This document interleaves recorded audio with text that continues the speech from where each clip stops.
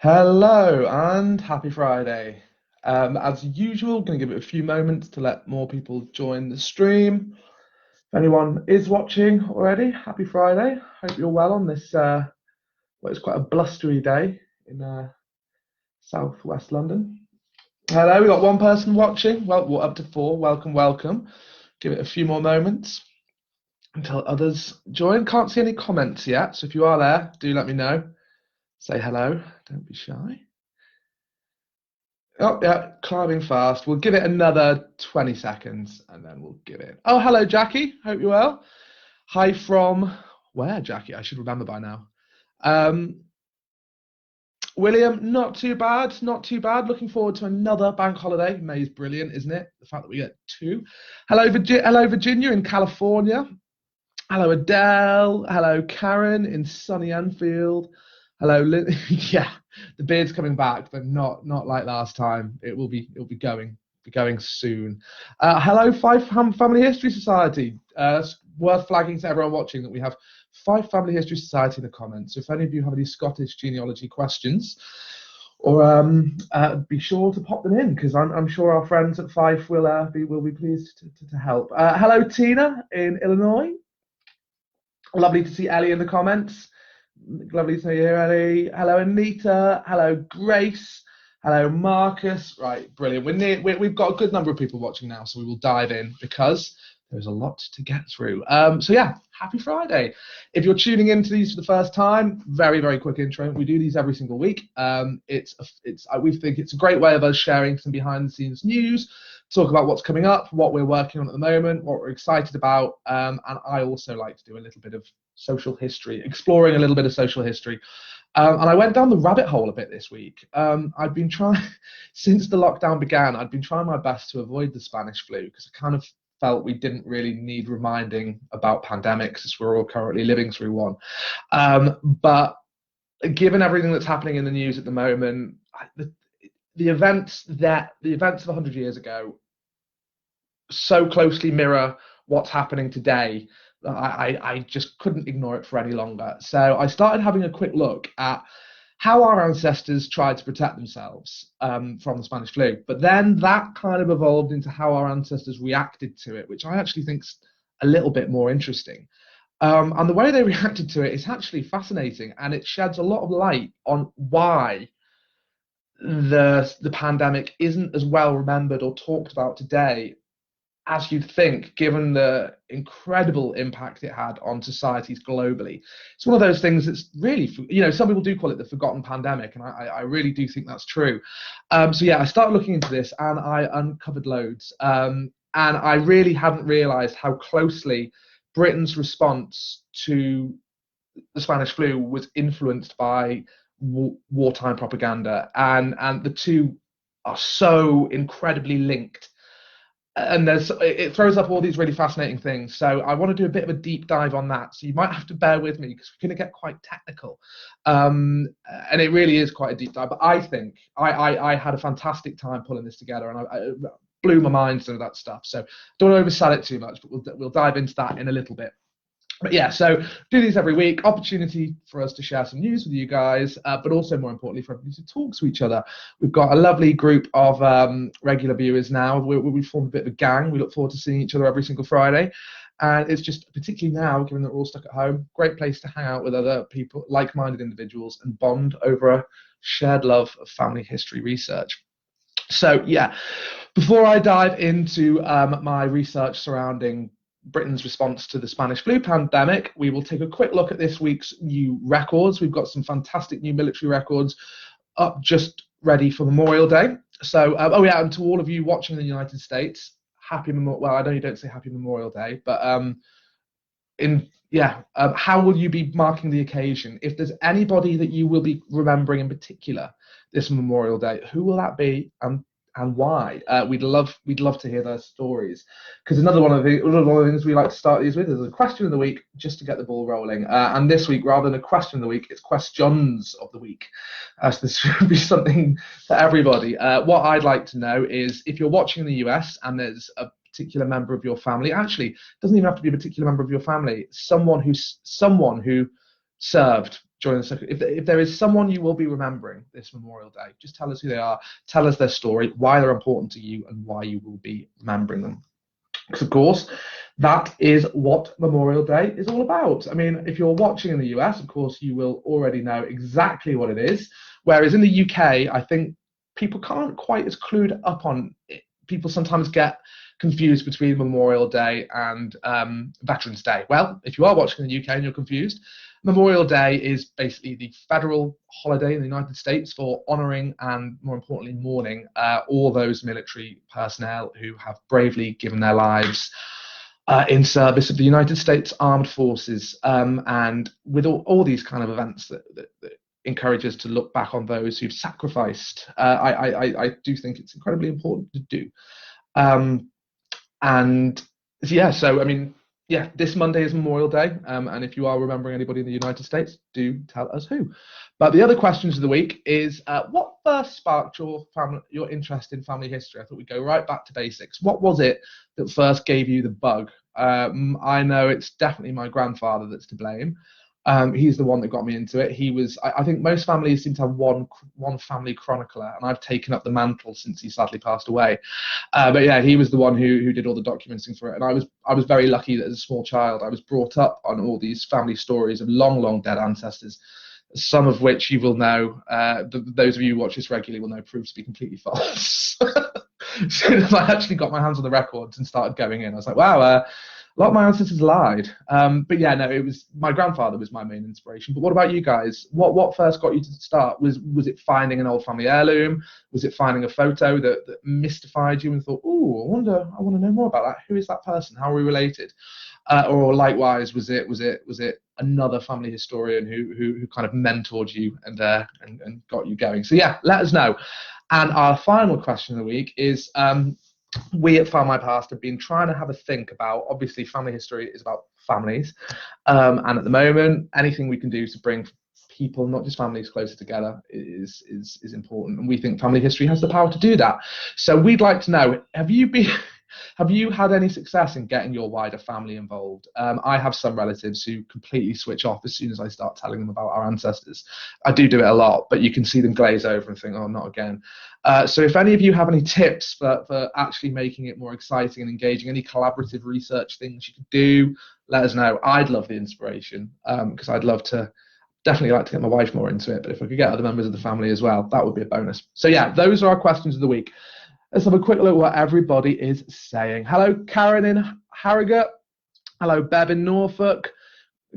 Comments coming in so fast, I'm struggling to keep up with them. You were very active today, which is lovely to see. Adele, we believe my grandparents' first two children died in the First World War with the flu. Have requested death certificates to double check. Well, you will see when I talk about it in a second that reporting of deaths was a sensitive subject at the time. And you're saying it's very windy and rainy up in Fife. It's blowing a right gale here in Twickenham as well. It feels like my windows are going to blown out. Anya's saying BBC had a great documentary on the Spanish flu a couple of years ago. It was on iPlayer recently. I have a cousin who did die from the Spanish flu. Wow. Marty Flanagan in Kansas. Brilliant. Well, as I was saying before, it's lovely to see people watching in the US. And if you are watching in the US, tell us who you're remembering this Memorial Day. Trish in Somerset, Anya being a star as always. You're the best. Great at doing this. Whenever Anya mentions something interesting, always shares it in the comments. So the flu that killed 50 million, that might be, as I've really gone down the rabbit hole and I've got really interested in this, that'll probably be my viewing for this evening. Hello, Helena in Swansea.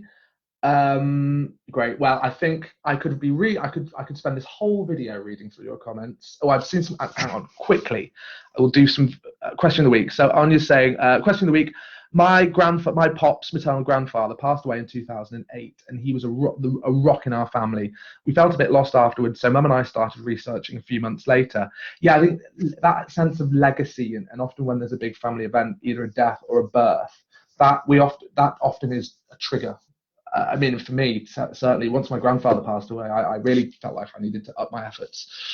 And I started researching a few months later. We did meet up with great aunts and uncles and second cousins. Best way to start, speak to your wider family. I was always so interested in working out how the family tree worked. And yes, I have Facebook groups for cousins, so I can update them and find out. That's a good idea, a Facebook group, a family Facebook group. I might do that, actually. I think they'd probably be a bit more receptive if they were able to ingest it at their own pace rather than me talking at them for, well, as you guys know, I can go for hours. Hours and hours. Rosie saying being contacted by quite by chance by a long lost cousin through a pen pal site in an Irish magazine. Wow, that almost sounds like the start of a book. No connection of name until we started talking about where he lived in Ireland. Brilliant. Well, thank you for those. I'm going to start talking about records because otherwise I won't get to my Spanish flu stuff. I'm looking forward to that. Right. So, what's going on at the moment? Oh, before records, quickly. What are you guys excited about at the moment? Is there anything family history related that you're looking forward to? I know what I'm looking forward to, and that is next week. Season 3 of the fantastic BBC One series, A House Through Time, is returning to British screens on Tuesday the 26th, so just after Bank Holiday Monday. Sorry if you're watching in the US, I'm not sure whether you have access to it. You might be able to get it through like BBC America or something, but it's a truly amazing TV show where basically what they do is, like with Who Do You Think You Are, it's like Who Do You Think You Are, but with properties. So they pick a historically interesting house and follow that house's story back in time through the records. And it's amazing. Season 1 was filmed up in Liverpool. Actually, it was filmed on a street I used to live on. So I think that's also why I love it so much. Season 2 is in Newcastle, and season 3 is set in Bristol, which is another major port city with a fascinating history.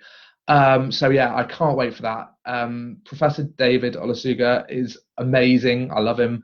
And if the past 2 seasons are anything to go by, this is going to be brilliant and just what we need as the lockdown's getting a bit boring now. So really, really excited for that. So I just wanted to let you know that as well as that returning to British screens, on next Tuesday, we will also be doing a load of stuff around house history. Because, of course, all the records you use to build your family tree can just as easily be used to trace the history of your house.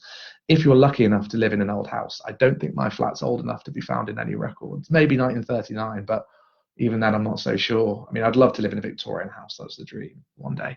But yeah, so we're going to be doing loads on that. And there's going to be some special live broadcasts around house history. Don't want to give too much away because that will be spoiling it, but it's going to be good. We've got some interesting people coming on. So look out for those. Ellie will be sharing the news with you very, very soon.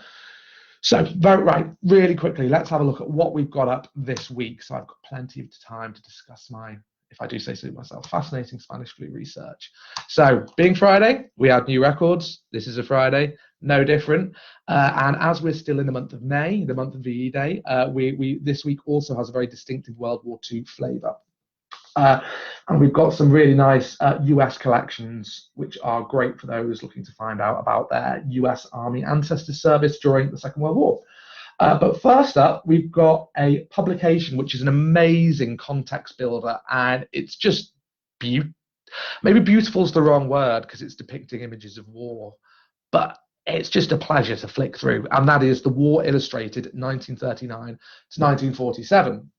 And this was a contemporary, beautifully illustrated magazine or encyclopedia about the events of the Second World War that was made as those events were actually happening. So it's incredibly current.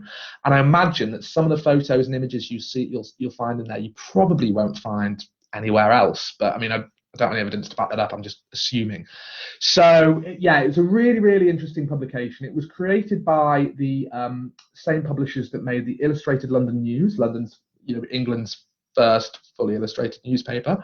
The graphic, they did loads. Their bag was illustrated publications. And it was created by quite an interesting chap, actually. His name was Sir John Alexander Hamerton, and he was a prolific creator of encyclopedias. In fact, the Dictionary of National Biographies describes him as the most successful creator of large-scale works of reference that Britain has ever known. So the guy was a master in his field. He made creating encyclopedias a bit of an art form, and when you look at the War Illustrated, you will see why. So the one we've put up today, The War Illustrated 1939-1947, is almost a sequel, I guess, in the way that the Second World War was a sequel, I guess, because the first version was actually printed in August 1914. And that documented the events of the First World War. And I believe we also have that on Find My Past too. But the sorry, I've got a cough. So, following the outbreak of the World War II in 1939, Sir John Hamerton basically started producing this straight away. It ran from it's 255 editions. Actually, I'm wrong there. It's 255 editions. Actually, ran from the.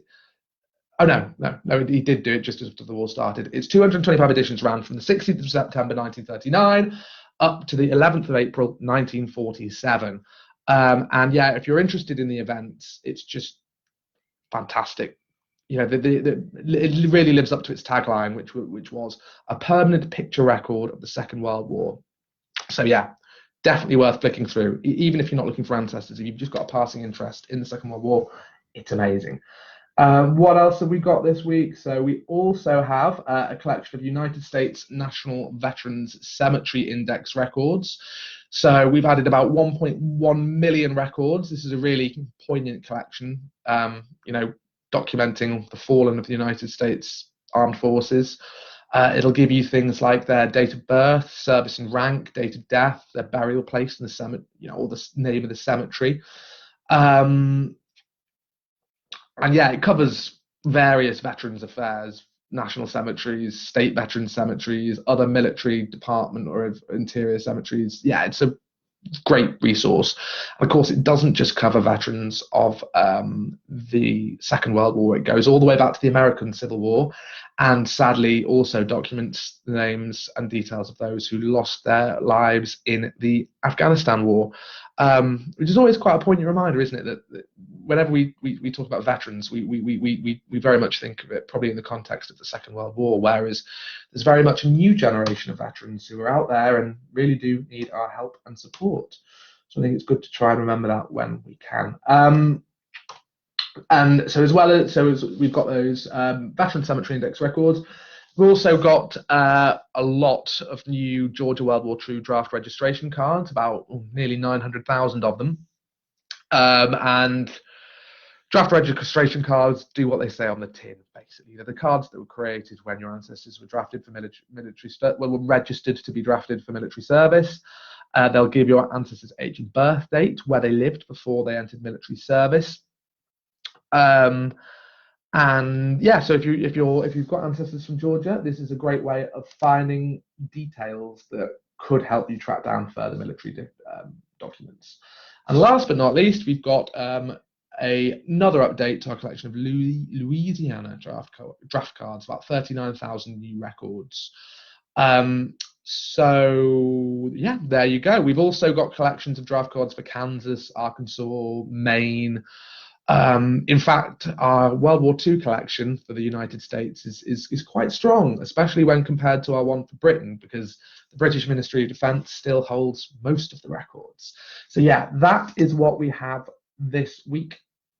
So I'm going to have a quick look at the comments before we delve into the tangled, strange history of how the British government responded to the outbreak of the Spanish flu.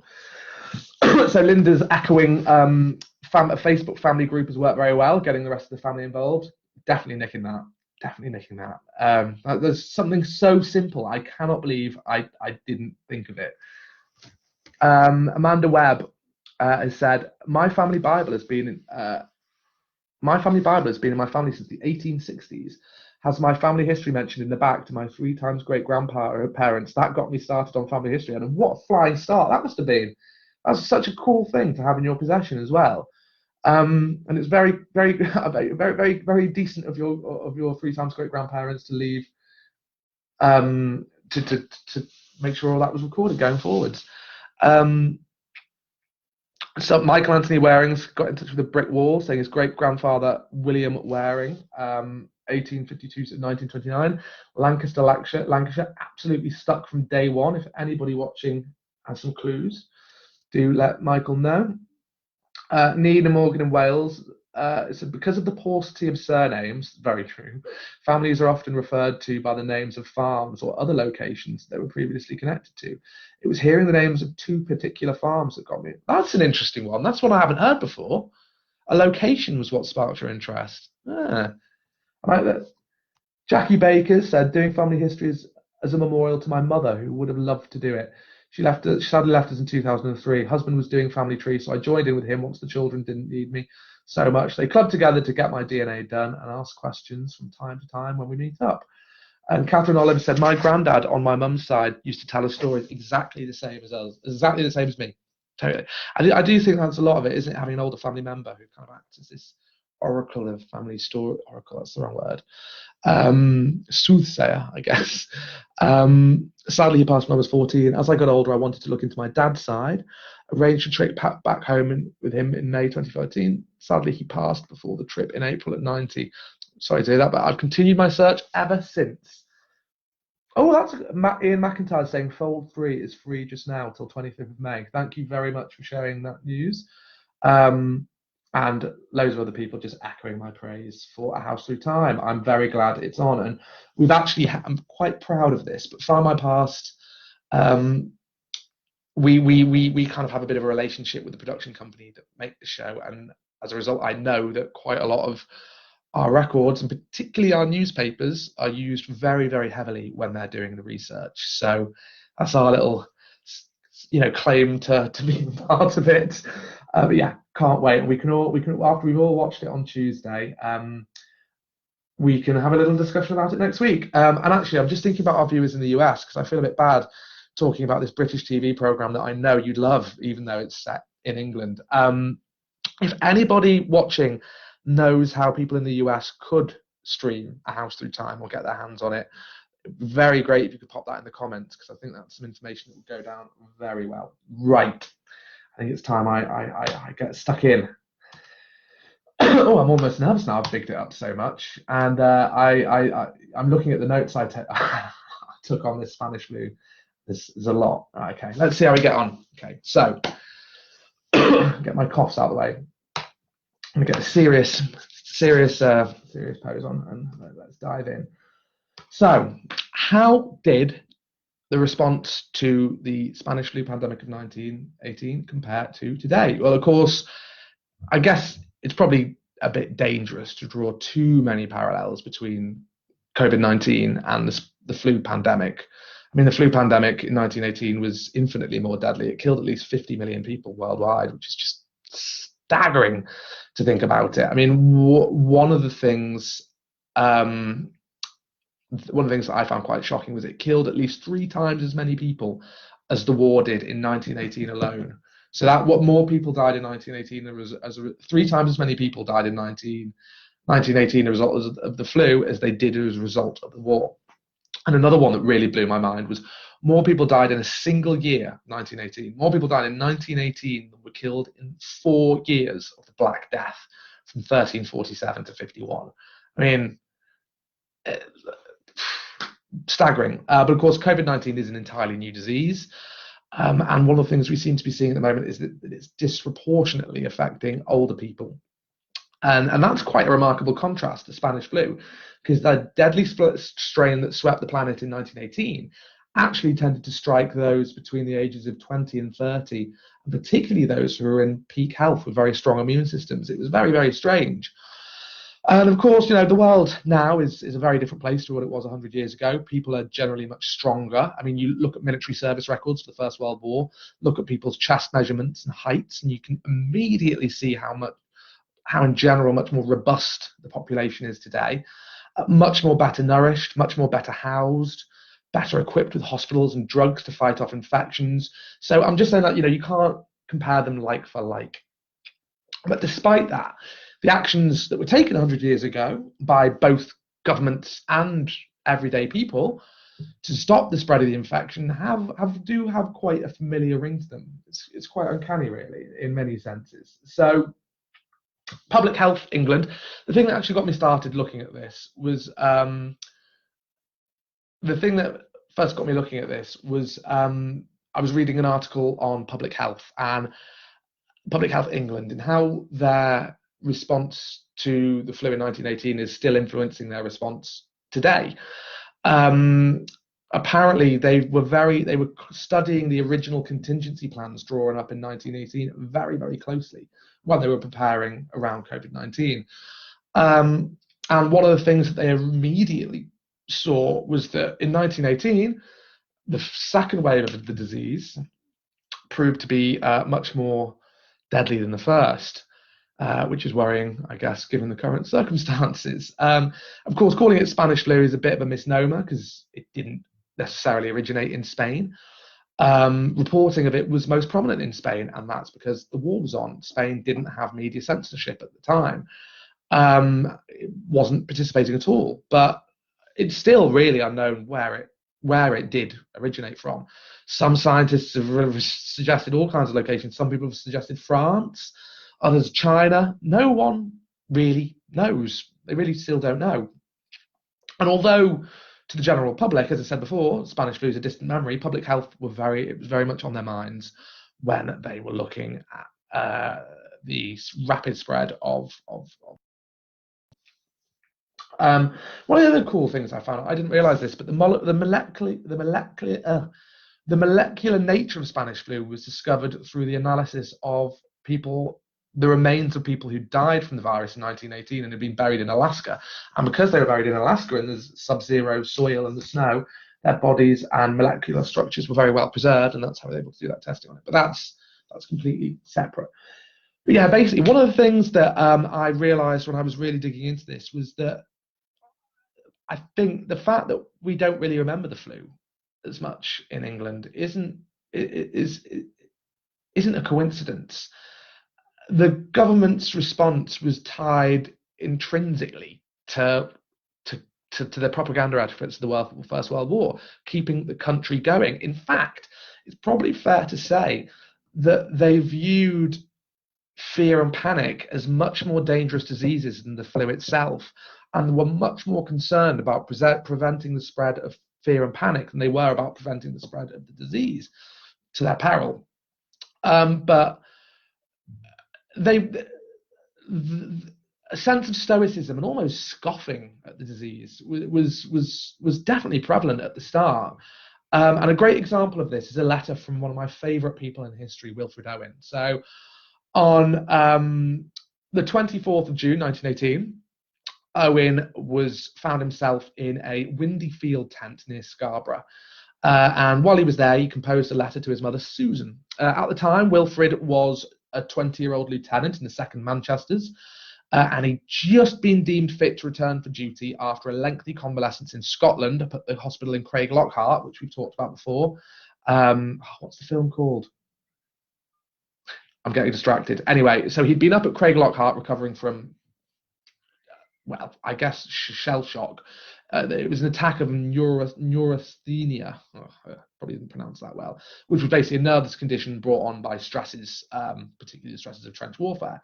So anyway, he was waiting on orders in North Yorkshire that would return him to France, and he was sitting in this medical tent, but his thoughts were on the Spanish flu. So in this letter to his mum, he writes in capital letters, "Stand back from the page and disinfect yourself." I mean, obviously he's joking here, but that's telling. So he says, of the battalion, and about 30 officers are smitten with the Spanish flu. The hospital overflowed on Friday, then the gymnasium was filled, and now all the place seems carpeted with huddled, blanketed forms. The boys are dropping on parade like flies in number. So at first glance, that paragraph and Wilfred Owen's, bold capital letters at the top of the page make it sound like he's taking it quite seriously. But when you read the next passage, it's quite clear that he was being ironic and he was taking the mick out the disinfectant measures. He was basically saying to your mum, "Oh, beware, there's a dangerous letter." He was scoffing. He said, "The thing is much too common for me to take part in. I've quite decided not to. Scotty, a regimental friend, who I still see sometimes, went under today, and my servant yesterday. Imagine the work that falls on unaffected officers." So these really wry remarks were obviously, intended to give his mum a chuckle. He's not being deadly serious, but they were quite typical of British attitudes to the flu in the summer of 1918. I mean, although in May there were, although in May when the flu suddenly appeared in Madrid, it did make the front page of the Daily Express. By June, it was regarded as little more than a footnote to the war, and it had been relegated to inside pages. I mean, the Times medical correspondent. I found this. I can't remember which newspaper or what it was. It was syndicated across loads of ones, but he summed it up quite perfectly. Where he said, "The man in the street, having been taught that the flu, being taught by the flu and the war to take a keener interest in foreign affairs, discussed the news of the epidemic, which spread with such surprising rapidity through Spain a few weeks ago, with cheerfully anticipated its arrival here." So what I'm getting at there is, the man in the street was kind of, oh, it's going to be here soon. No one seemed scared. They were scoffing at the dangers. And while these kind of attitudes were understandable at first, by the autumn, the flu had mutated into a much deadlier infection, and it's estimated that 64% of the estimated 228,000 deaths from the pandemic occurred in the last 3 months of 1918. But for all the destruction brought on by the flu, it seems that this kind of, doesn't really matter, not a big deal, was a characteristic response even during later waves of the pandemic. And the Times went on to say, never since the Black Death has such a plague swept over the face of the earth, and never perhaps has a plague been more stoically accepted. So the evidence is all over there in the newspapers. People were really not that bothered, and this supposed stoicism puzzled commentators and at the time, and it's puzzled historians today. So I mean, reflecting on his own experiences of the flu in 1935, a chap called Major Greenwood, who was then the professor of epidemiology and medical statistics at the London School of Hygiene, he observed that there is some psychological interest in the fact that actually the emotional impression created by the pandemic was fainter than that produced by much less grave epidemiological happenings. So basically what he was saying there in 1935 was, it was bizarre how everyone just took this in their stride. But then when you look at the reasons for it, it's not actually that bizarre. So, even more recently, like historians, there's a chap called Niall Johnson. I was reading his thing on it before, and he was saying that the flu was unregarded and it was an overshadowed killer and a bit player in the larger story of the Great War. That's probably what a lot of it boils down to. It was a bit player in the larger story of the Great War, even though the deaths don't necessarily tally with that. And this is where we come to the subject of dread and fear, something that's kind of very pertinent today when we're watching the news and the discourses that are going on around Spanish flu today. So where, in peacetime, dread and the spread of dread didn't really pose that much threat to social order, I guess. In 1914 to 1918, it became probably one of the most serious threats facing Britain's ability to control politics and society. Because a war was on. In an effort to unite Britain against this common enemy and stifle any threat of domestic dissent, which was obviously very important to do, the government, with voluntary cooperation of newspaper proprietors and editors who were often close friends of politicians, deliberately fostered this sense of dread and hatred of Germany. But at the same time, so there's this weird disconnect. They deliberately fostered this dread and hatred of Germany, but at the same time, the propaganda aimed to build unity by fostering kind of civilian resilience. So on one hand, you had voices going, Germany's terrifying, hate them. On the other hand, those Germans can't hurt us, we're much tougher than they are. It kind of this weird balancing act. And that affected how the flu was reported and treated as well. So so for the government and the newspapers, cultivating stoicism and resilience to outside threats was really important. But as I just hinted at, the kind of fostering hatred and dread of the enemy and encouraging resilience and staying power, they not only kind of borrowed from each other, they clashed. It's getting complicated already. But my point was that medical experts that sought to employ dread as a means of making people aware of the dangers and encouraging them to take the necessary precautions didn't go down well when it was imperative to keep the country going. So doctors were at the time working to persuade patients to take dangers of the influenza seriously and adjust their behaviours accordingly. So, for example, they'll say convalesce at home when sick. But the extent to which this dread could lead to public hysteria and become kind of pathological and spread out of all control carried considerable risks and clashed with the British government's aims. So the medical experts and the press were limited in what they could do in terms of preparing the population and telling them how much danger they were in and how they needed to protect themselves. And just by flicking through the newspapers in our archive, you can see it. So the first time Britons knew of the flu was, as I said, in May, when the Daily Express and the Daily Mail ran brief reports about this mysterious epidemic that was sweeping its way through Spain, but they were still very wary of frightening the public. And the British Medical Journal dismissed these reports as alarmist. They weren't. So straight away, as soon as the news of the pandemic in Spain hit front pages of British papers, you had the British Medical Journal, one of the most respected medical voices in Britain, come out and go, this is alarmist. The Lancet, which was another very respected medical kind of journal, ignored them entirely. And then when you contrast this to the Russian flu pandemic that happened in the 1890s, which was nowhere near as severe, the local government board for England and Wales, they jumped into action. The LGB, we'll call them, the LGB, Local Government Board. So they initiated nationwide investigations. In 1918, they did nothing. They didn't do anything. They didn't try to investigate the origins. They didn't try and look at the spread. They didn't canvass doctors to get an idea of symptoms or incubation periods. They literally did nothing, which is incredible. I mean, they did have a discussion on influenza at the Royal Society of Medicine in November 1918. And that's when a chap called Arthur Newshome, who we'll be talking about a little bit more, who was the chief medical officer for the board, said that he'd written up a memorandum for public use, and this memorandum advised people to stay at home if they were sick. It told them to avoid joining large gatherings, but it was buried. The government took one look at it and went, "You are not putting that out. That does not go out."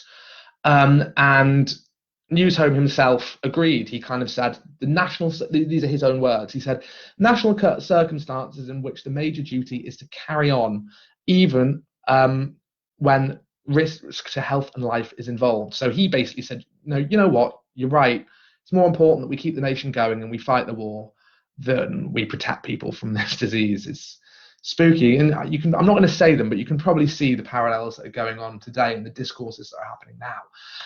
And once it hit Britain, it spread so fast. Crowded troop transports, munition factories, buses, trains, wildfire. And of course, the truth, at that point, the truth could not stay hidden. It couldn't. And I often think, if you want to know what matters to people, really, all you have to do is listen to their children. And a great example of this is a nursery rhyme that sprung up in England in 1918. Kids in playgrounds across the country were singing it. And bear in mind, this is at the height of the war, and these children weren't singing about events in France. They were singing about the flu. As they skipped their ropes, they'd sing, "I had a little bird. Its name was Enza. I opened the window, and in flew Enza."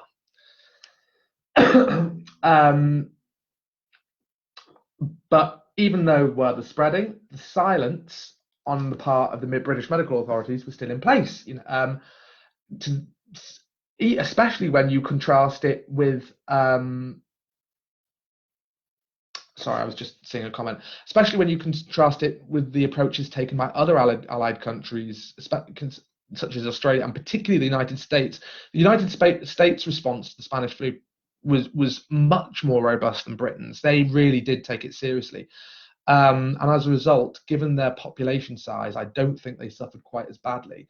But I guess when you compare Britain to America, it's quite easy to go, oh, Britain's medical professions failed in their job.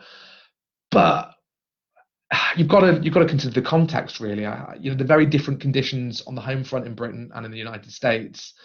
Um, Propaganda was much more important in Britain than it was in America. Um, and so the home front was much more valuable to the war effort. American medical professionals didn't have to worry so much about preventing panic, whereas the British medical profession's priority was totally to avoid a panicking civilian population. Especially, this is an important fact, given that as more than half of all medical personnel in Britain were already occupied with military duties, more than half. So they weren't even equipped to deal with it.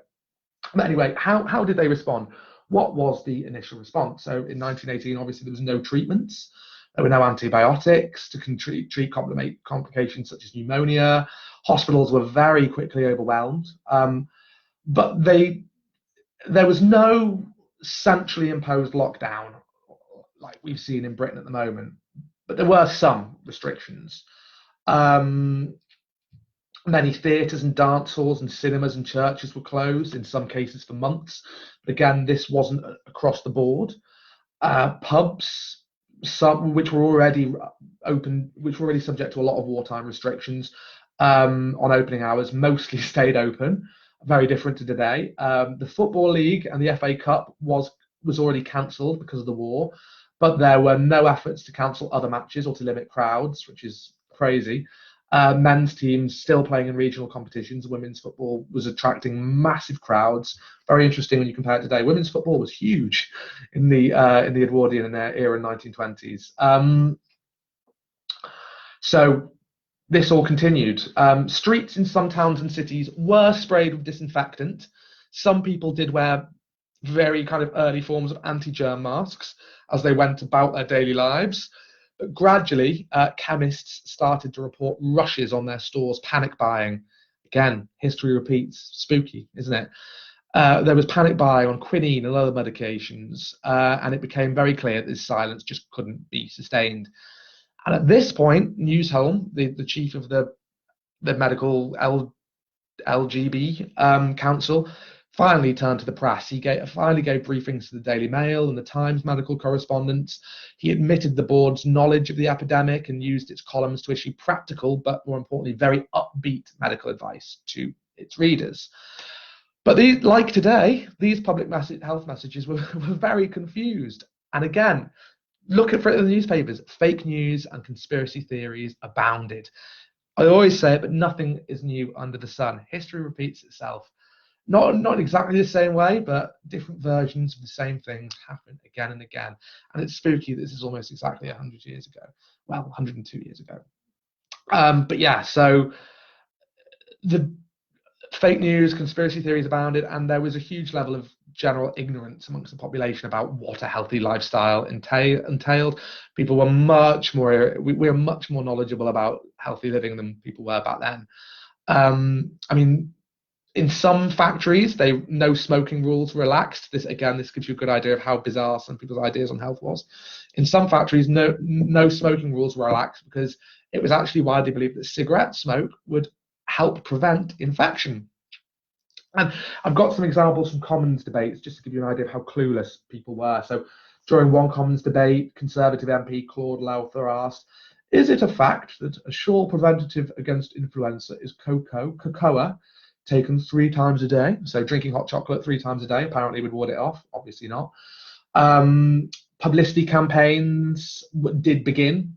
They started issuing leaflets and door drops and posters that would tell people that spreading diseases through coughs and sneezes, they had to, cover their mouths. In November 1918,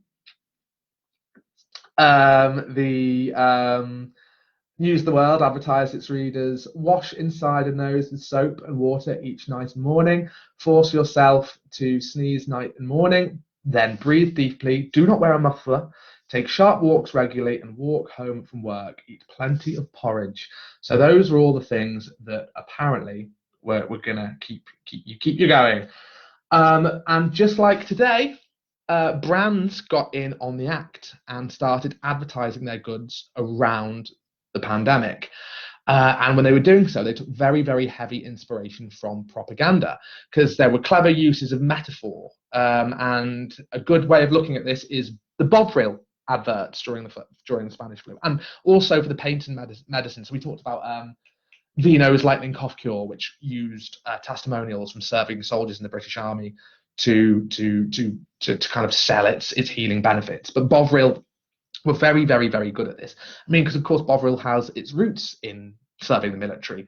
Bovril dates back to the 1870 Franco-Prussian War, when the Scottish entrepreneur John Lawson Johnson, who I think might have started Johnson's, might be wrong there, sought to associate Bovril with strength, or what he called the vital principle of prime ox beef. So to underscore this kind of supposed vitality of his beef tea, his advertisements always kind of juxtaposed, or they placed jars of Bovril. They decorated jars of Bovril with very virile images of lions and bulls to kind of sell strength and virility and vitality. And by World War One, Bovril was a symbol of national virility. It very much was. You'll see it throughout all their adverts during the First World War. It sponsored a series of adverts showing a bull standing guard outside of an army recruiting tent, and the copy line was "British to the backbone," and Bovril recruits its strength through the power of beef. Those adverts. But when the Spanish flu came along, they really ramped this up. Bovril made a very bold claim that it could prevent influenza and colds by fortifying the system against attacks. See what I mean? It's linking it to military. Bovril was the liquid of life, as they called it. So they were likening the influenza as an external force, like an enemy that's going to come and invade your body. And by taking Bovril, as well as protecting the British lads from the Germans and keeping them fighting fit, it will keep your immune system fighting fit. Therefore, the country will be kept fighting fit. And that's how they sold their brand. So the problem was, though, in order to sell Bovril as preventative, they also had to kind of admit or acknowledge consumers' fears that the flu could kill them in the first place. And that's where this weird clash kind of came about. And a good example would be a full page ad they took out in 1914 to 15. You can see this all over the newspapers. If you search Bovril dangerous ground, because the heading for the ad campaign was "Are you on dangerous ground?" And the ad would show jars of Bovril, actual jars of Bovril coming to the rescue against the threatened cores of the body, so like military cores. So they actually showed the germs as little enemy battalions encircling the body, one labeled as chills, colds, influenza, and the copy basically explained that dangerous ground was those who are run down or are always catching something, or to not pick up as they ought after illness. And in each case, they claim Bovril is the best case for home defence. So it's quite staggering how similar a lot of the things that were happening back then, I think, were to what's going on today. Actually, I should very quickly, I did mention earlier on that the United States dealt better with it than Britain did, and I should probably explain why. So obviously no country was untouched. The scale of the impact varied from country to country, but the United States took it a lot more seriously. Some states did impose quarantines on their citizens with quite mixed results. Others tried to make wearing face masks compulsory. Cinemas, theatres, and other places of entertainment were closed across the country. I guess probably in contrast to today, New York in 1918 was very was much better prepared than other parts of the country. They'd already had a 20-year campaign against TB, so they already knew what they were doing in a sense. But the city's health commissioner came under pressure from businesses to keep premises open, just like what's happening today, particularly movie theatres and other places of entertainment. History repeats, really does. It repeats. And by the end of the so I guess that's what I was going to say on the United States, but yeah, they were much more robust. But then when you come to the reporting of the flu, confusion abounded. Things got a little bit clearer towards the end, but some of the advice that was given was quite bizarre. Let's see if we can find some. So by the end of June, obviously the flu had reached London, and it was becoming increasingly hard to keep this secret. but and again, this is very interesting. One of the chief pieces of advice that newspapers issued was to keep a cheery outlook on life, as apparently depressed mental states were said to favour the onset of the disease. And I don't believe they thought that for a second. I believe this was still part of the wartime propaganda: keep the country on a fighting footing, keep them ready and raring to go, but yeah, loads of newspapers, the Daily Mail, the Times, the Daily Mirror, they all recommended avoiding over fatigue and keeping a cheery mental disposition, because that's how you warded off the flu. Um, and by this stage, by June, I think it was definitely started. The country was considering it as a serious threat. More concerning news reports started to appear.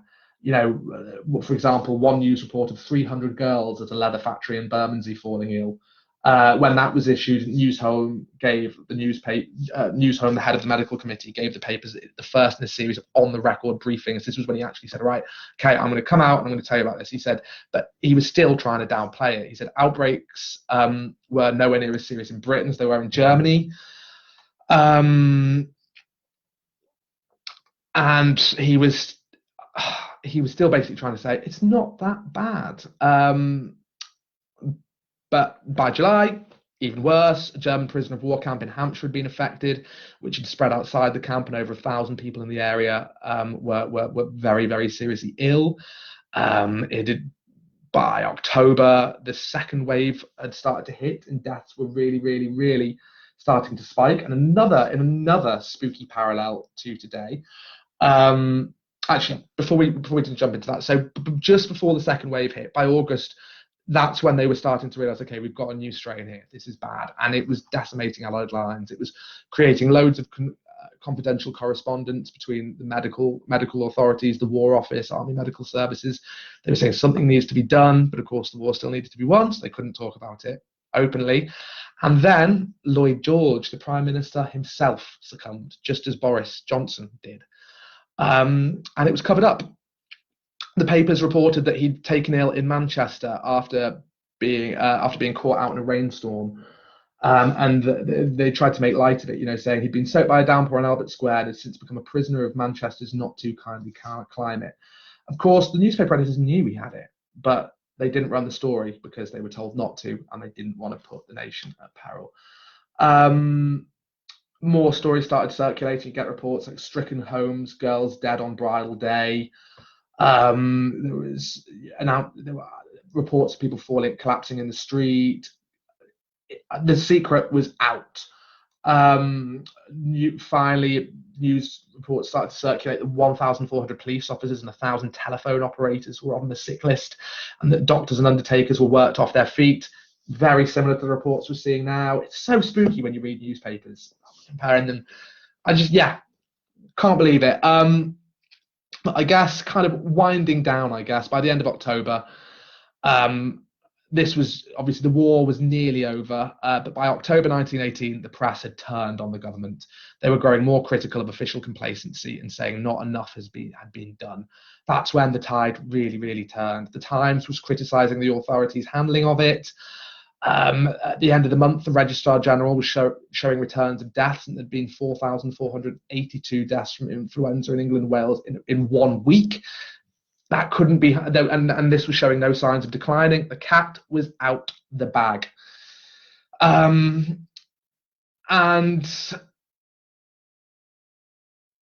basically, the cat was out the bag. And it wasn't until really that the war ended that a serious response was kind of put in place. I've got a quote from the Manchester Guardian here, which puts it quite well. They said just after the war had ended, people generally are scared of the crowds besieging the doctors' surgeries and chemists' shops included, a good many who think they might be going to have the influenza. But what I'm trying to get at there is basically the country was panicking by October. The government really had to step in. That's when you start seeing actual detailed reports on it. And I'm not quite sure how to wrap this up. I guess what I was trying to say is that the tensions between keeping the nation positive and keeping the nation safe I think, are what led to this real underreporting, why now it's kind of become a bit part in the greater story of the Great War, why it's something we don't really talk about today. Like, I'm amazed that I didn't learn about it in school at all. I think it was mentioned, but yeah. So I know that was pretty muddled. It was a real deep dive. I hope that was interesting. Um, I guess what I was trying to sum up was that at the time, fear and panic were viewed as just as dangerous as the spread of the flu, and more efforts were placed on stopping that spreading than it was on actually spreading the flu. So, yeah, I guess I'm not sure if that's the best way to close it, but I think that's how I'm going to summarize. Wow, we're nearly at 5 to 5, so I'm going to have a quick look at some comments. Oh, we've had loads. What is everybody saying? Martin Collier is saying, didn't realise about the Asian flu. I was born in March 1958, and I guess I was born during that. I'll have to ask my parents about their experiences of it. Sorry, look. Oh, sorry, Angie. For those who joined late, I was talking about the Spanish flu, and Anya's saying I'm waiting for song requests.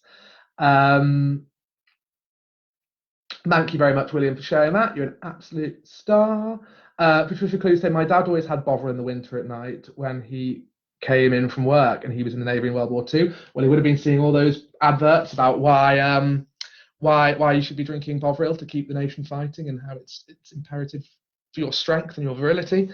Anya's sharing a link about John Lawson Johnston. Very, very interesting chap. Alan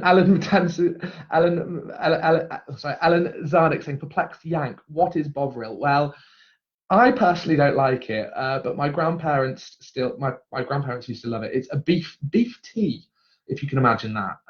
It's a beef flavored hot drink made of beef extract and stock that back in the day was promoted as having all kinds of health benefits that made you big, strong, and tough. And I can see that Williams put the link in, and I mean they've got fantastic branding, that iconic branding that's still recognizable today.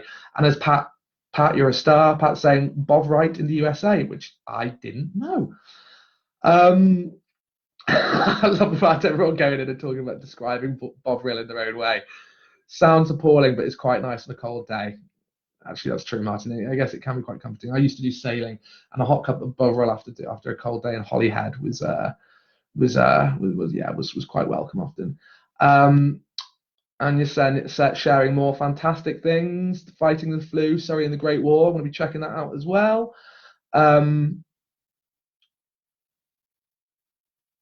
Brilliant. Right, I think you've given me some more rabbit hole links. I think Anya, that's going to keep me going. Thank you, John. I'm really glad you enjoyed it. And I've got 2 minutes left. I don't even know if it's in tune. I'm not playing a song. I'm just seeing if it's in tune. Oh. Kind of. No, it's not in tune. No. Sorry, that's my excuse. That's very, very badly out of tune. So I will get it tuned for next week. Boats. William saying, what boats? I'm not sure what you mean there. If I mentioned boats, I apologise. Oh, boats. What boats did I sail? Oh, dinghies. I've still got I've got a wave. What's it called? I think a wave. I've still got a five-man dinghy up at my parents' house because they live on the Wirral by the estuary. And when I lived there, I used to sail a lot. Sadly, can't do it so much now I'm in London. But every time I go home, I try and see if I can get out on the water.